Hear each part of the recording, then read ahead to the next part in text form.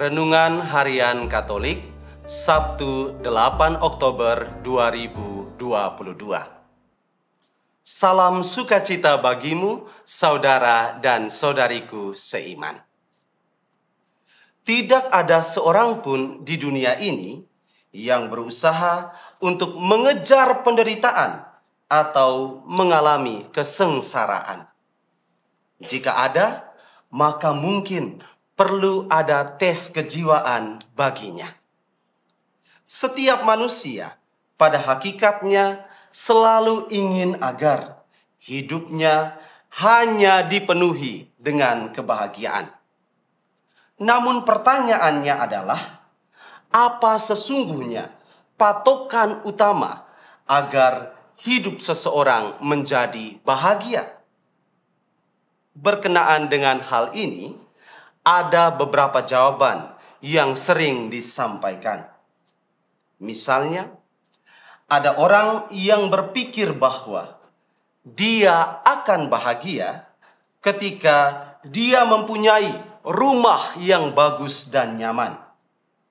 Namun, ada orang lain yang berpendapat bahwa memiliki kesehatan yang baik karena tubuhnya selalu diasupi oleh makanan yang bergizi akan membuat hidup bahagia, dan berbagai jawaban lainnya.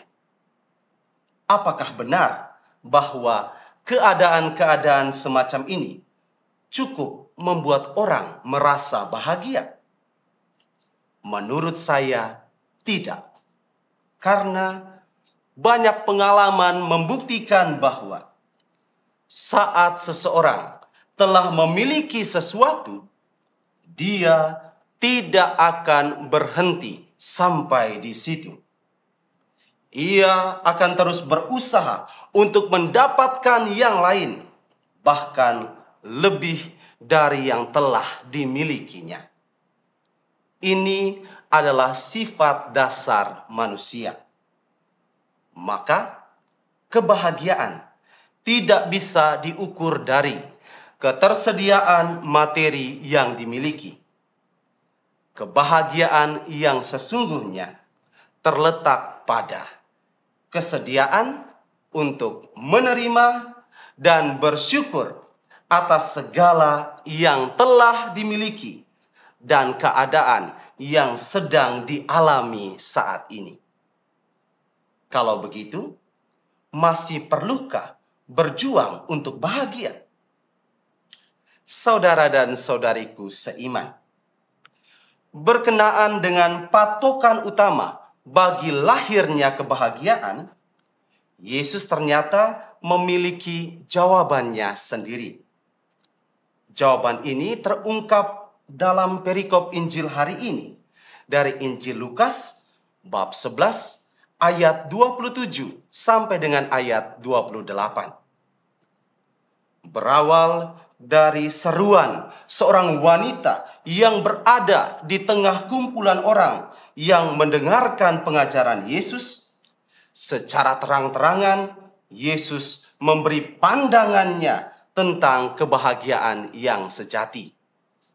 Menurut Yesus, yang berbahagia ialah mereka yang mendengarkan sabda Allah dan memeliharanya. Artinya, sabda Allah adalah satu-satunya sumber kebahagiaan.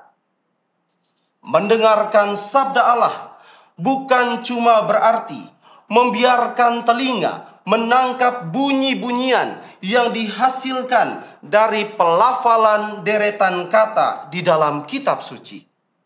Tetapi mendengarkan sabda Allah berarti selain menangkap, kita pun harus mengungkap maksud hati Allah di balik setiap sabdanya. Allah tentu ingin mengarahkan hidup kita semata-mata tertuju pada sukacita abadi yang telah disiapkannya bagi orang yang percaya. Maka jangan pernah meremehkan setiap usaha untuk mendengarkan sabda Allah. Sebab usaha tersebut, betapapun kecil kelihatannya, memiliki dampak yang sangat besar bagi hidup kita.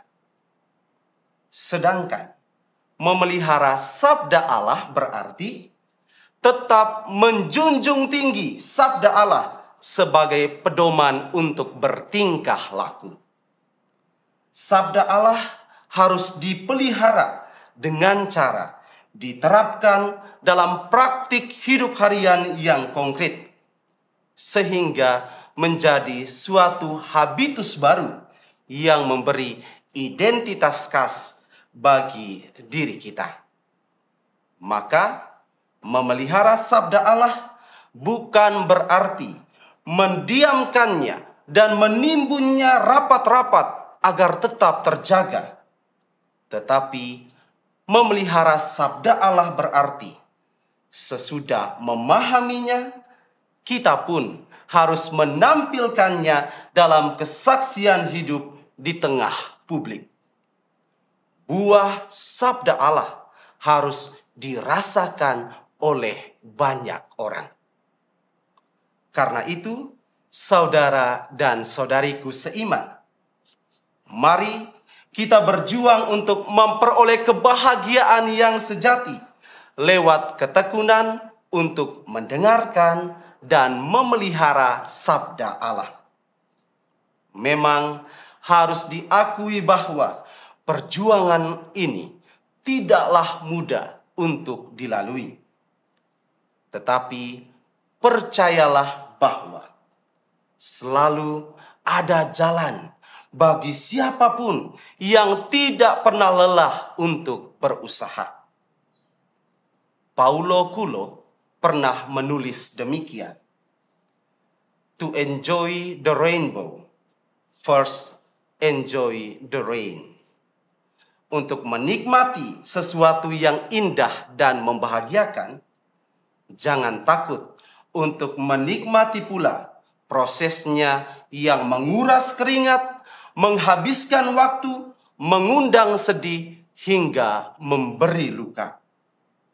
Kebahagiaan sejati adalah kebahagiaan yang bertahan lama dan tidak bisa dirampas oleh siapapun, karena Allah adalah sumber dan tujuan kebahagiaan itu sendiri.